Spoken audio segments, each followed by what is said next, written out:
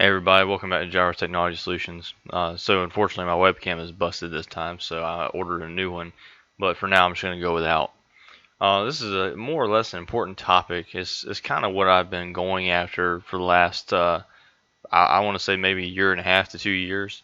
I've said it multiple times and, I keep on saying it. But unfortunately in the last 20 to 30 years we've seen a ginormous curve in the IT slash cybersecurity stuff. Cybersecurity more recently, but IT we've seen it around for a long time. And unfortunately, there's a lot of people out there, a lot of IT guys out there that have been doing this for 20 to 30 years. And back then it was all plug and play. That you weren't super worried about security, and so plug it in, it works awesome. And I'm not saying all of them are like that. There were some guys out there, and I give them props that they were programmers or they helped program things, for computers back in the day, and so they understood how the computer systems worked a little bit better. But the point I'm making is that it's no longer a plug and play world. Sure, you can plug and play, and that's all fine and dandy. But from a security perspective, that's terrible, and I'm going to explain why. So, depending on what industry you're in, whether it be finances or construction or um, you know whatever, I could name off a bunch of more industries, but you get the idea. Unfortunately, things are out there, and adversaries can grab any of those things these days and just take them. And so, what we need to do now is have security controls in place that they can't just do that. Whether it be from your edge, if you have open ports on your firewall or your router, or whether it be from somebody clicking on a phishing email or going to a password reset login page that and giving away a password. But anyway, so I'm gonna just kind of step through this slideshow that I made, and that's what this is basically about. It's flipping the mindset from incident response to incident prevention. And the reason why we need to do that is because right now, I think, in the grand scheme of things, unless you're already in cybersecurity or unless you're in IT trying to push towards cybersecurity, I think a lot of people are still in the incident response mindset. So that's dealing with the problem after it's already happened. But anyway, let's go ahead and step through this real quick. So what is incident response? I would typically define it as reacting to something that has already happened, and then in turn you turn into diagnosing, troubleshooting, or managing issues after some form of negative change. And the examples of this would be calling a tow truck due to a car wreck, or going to the hospital after having some kind of preventable injury. And so, and these things happen every day. And what you need to understand is that it doesn't have to be that way. That's why, and I'm gonna get to it in the next slide.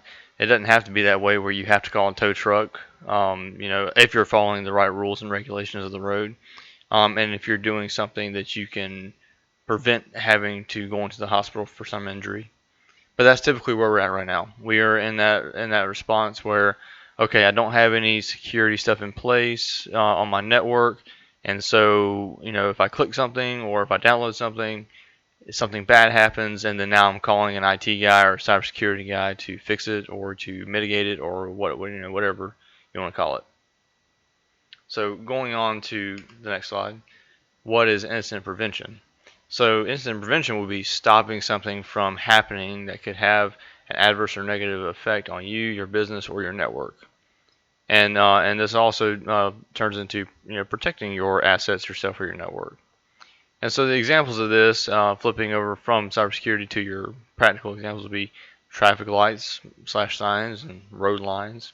So that I was trying basically correlating that to the tow truck thing. So if you follow the rules of the road, if you stay in your lane and you stop at red lights and stop signs, then that mitigates the risk or it reduces the risk. As I say, in cybersecurity, there's no such thing as being unhackable. There's no such thing as 110% Fort Knox security, unfortunately, because there's always, as they say, layer 8, which is the human layer, and unfortunately us as humans were fallible in many ways, and so we have computers to help us get around that.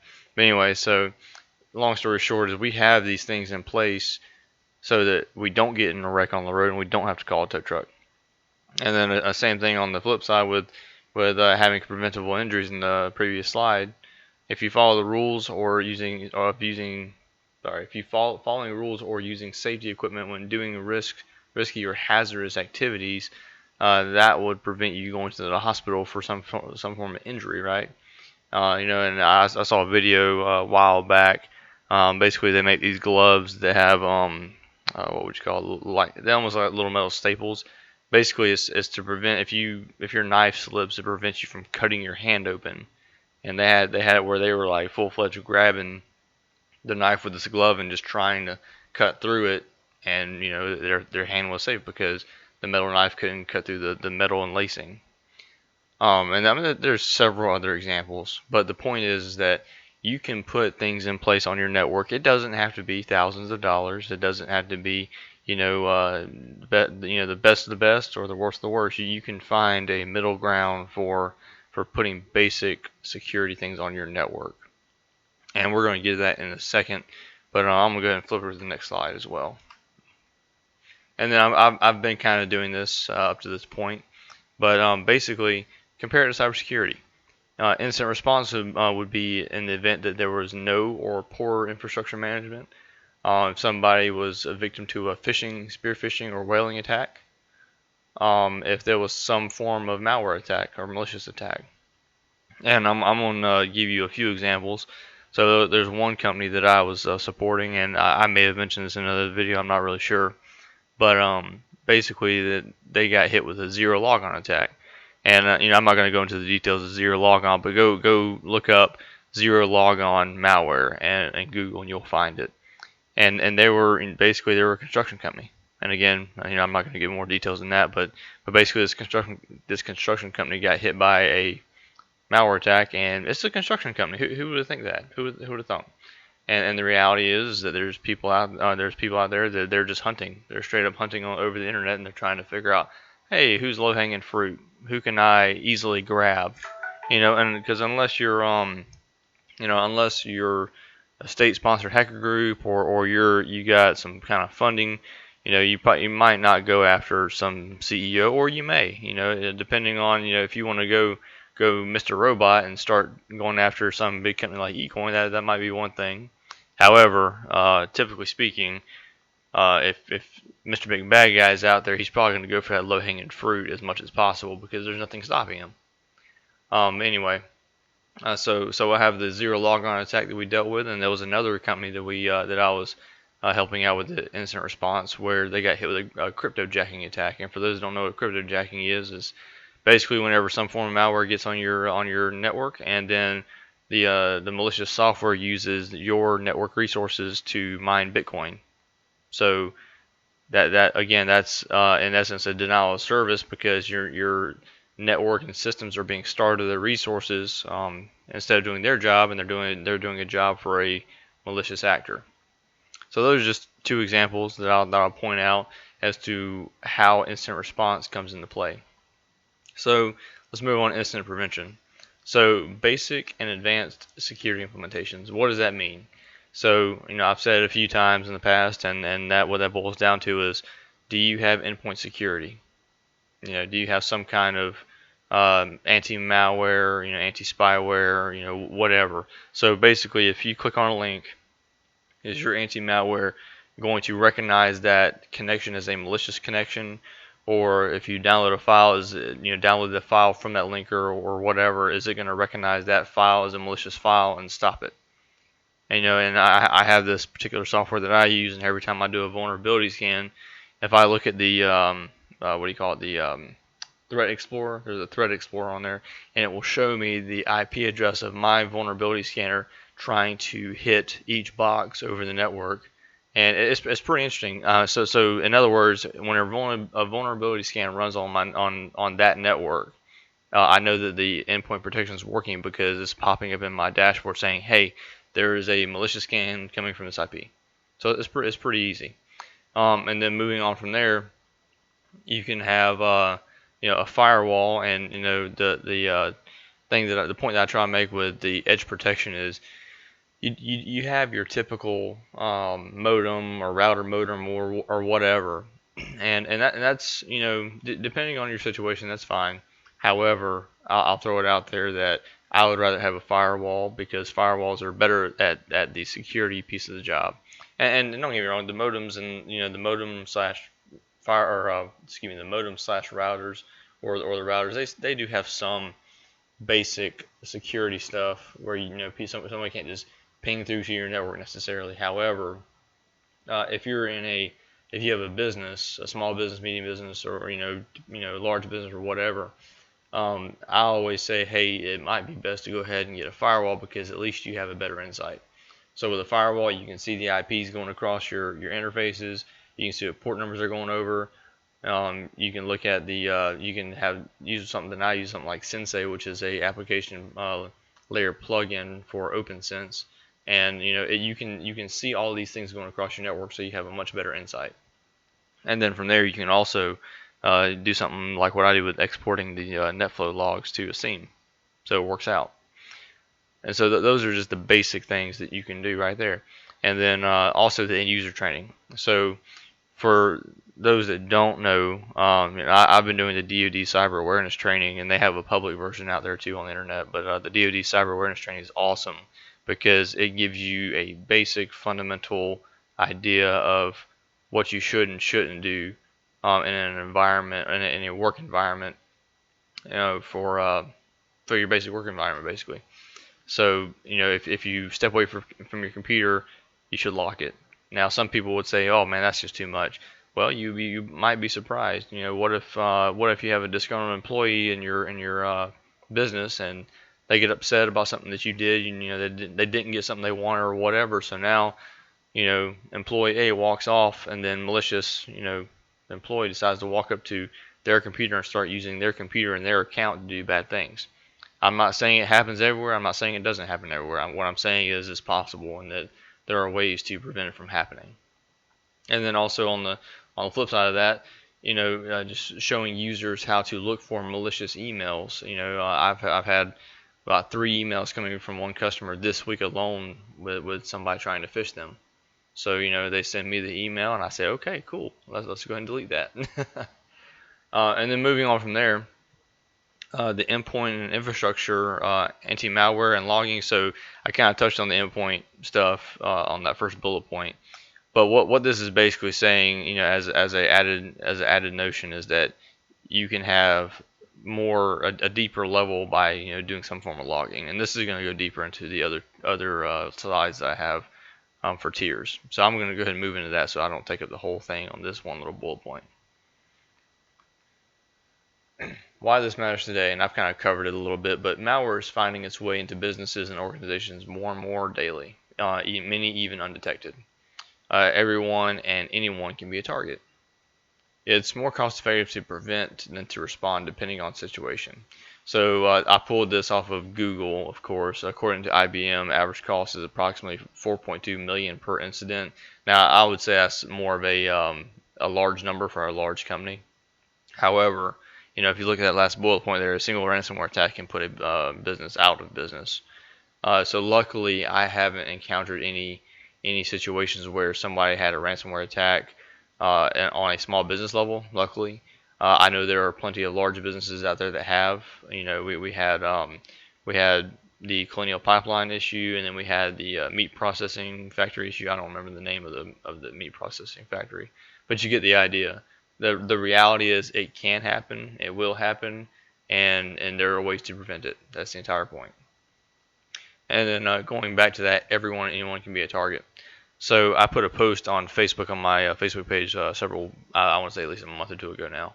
And long story short is that you have your daily routines, you have your connections, and unfortunately that is a path. Those are pathways that an adversary can use to get into your stuff.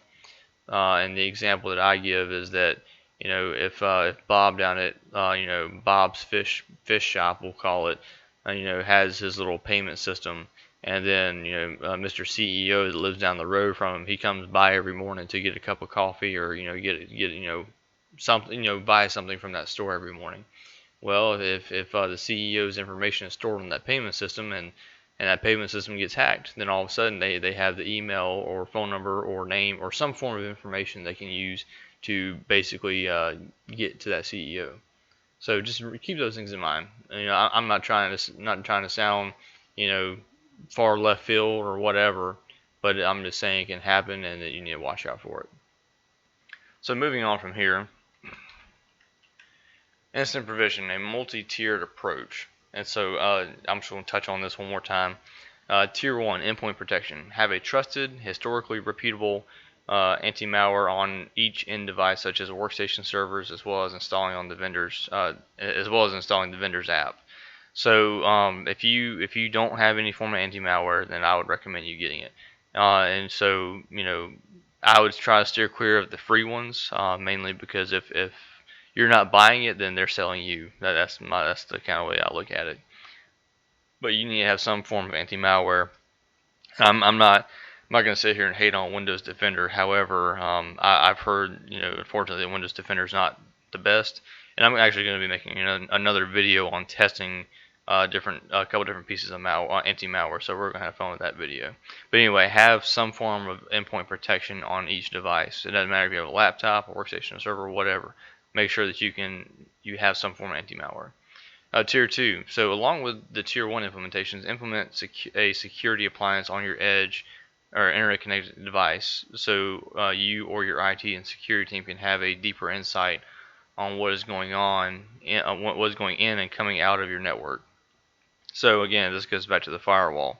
So if you have a modem or router, if you're fine with that, then that is absolutely your choice. However, if you want to have a deeper insight, whether it be for your IT guy or your security team or whatever, then that would be more, that'd be better, I would say, is it so you can actually see what's going across your network.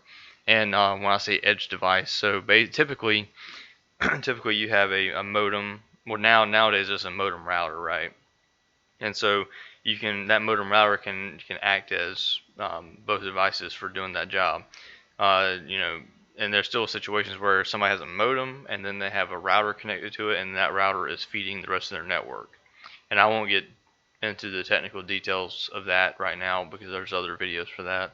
But basically what you would want to do is have your modem router, and then you want to have your firewall sitting next to it, and then you want your firewall getting the public IP address, and so that you can see everything that's hitting that address. So that's the general concept. And then Tier 3. So with Tier 1 and 2 in place, implement some form of SIEM to keep track of logging for all systems and network devices, as well as alerts both in SIEM and mobile.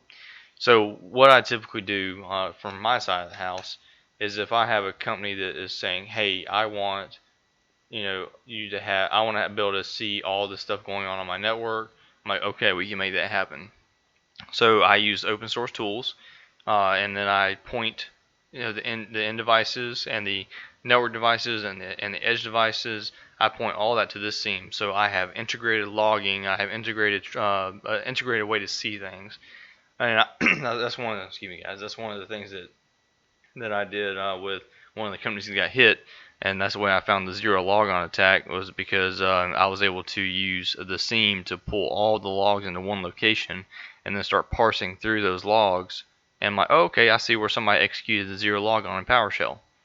And so that's why that's important, especially. And I'm not saying that you need this for if there's a small office that has like 2 computers, maybe not necessary. But if you have a network that has 20, 30 computers, I would say that's more necessary, because this makes it where if one employee or one individual downloads something that they're not supposed to, but incidentally, then you can already have that log coming into your SIEM, and then you can already have an alert set up to say, hey, this person downloaded this thing and you need to stop it. Something along those lines. And what's even better is if you're able to integrate that mobily. So if you can, even if you're not sitting in front of your SIEM, at your computer or whatever, you can still get the alert to your phone, and that way you're just aware. And then Tier 4. So I'm not going to backstep it, but I'm going to say that somewhere between Tier 2 and 3, at that point you're already kind of saying, hey, you probably have, I would say, multiple employees at this point. So somewhere between Tier 2 and 3, I'm going to say definitely have separate accounts. If you have one, a little business with one person, then you know, obviously something like Active Directory is not necessarily applicable.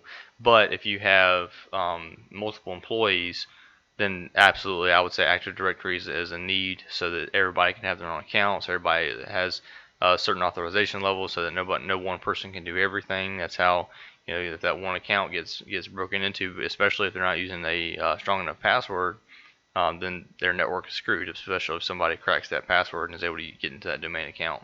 But anyway, so definitely have separate accounts for everybody. Definitely have unique passwords. I always say use a password manager. And then also on that, as basic security, and one of the previous slides that I didn't mention was having two-factor authentication enabled on all your critical accounts. I understand that two-factor is a pain in the neck, but it's worth it. I mean, I would rather have to deal with a little code over having to get my account broken into and then somebody blasting out malicious messages to all my contacts. But anyway, just pointing that out. So yeah, so um, strong, unique passwords using a password manager, two-factor authentication, and then everybody having their own account with least privilege is what we call it. So everybody having their own account with only the level of permissions they need to do their job. So yeah, and then tier 4. So that between tier 2 and 3, and then tier 4. That's whenever you're getting possible government level stuff. So you actually have written policies at the administrative, technical, and physical layer. So that comes down to a point where it's like, okay, you walk into a building, you have to sign in to that building, so you can't just walk in and walk out. They know that you've been there because you signed that piece of paper saying that you were there. And then it's very controlled where you can't go into areas you're not supposed to. Typically, if you walk into an area, let's say you have a business that you walk into an area because you and the owner are buddies or whatever, right? Well, there's other levels of that to where even if you're buddies with the owner, they're required to have controlled access to certain areas. So you might have to stay on the other side of the counter. I know that sounds silly and kind of reaching a little bit, but I mean it's true. So there are different policies that you have to write, that you can write or have in place for those kinds of things. And then on the technical side or on the administrative side, you have to have policies in place where saying, hey, you need to make sure you check for updates to the firewall every week or every 2 weeks or whatever the case may be.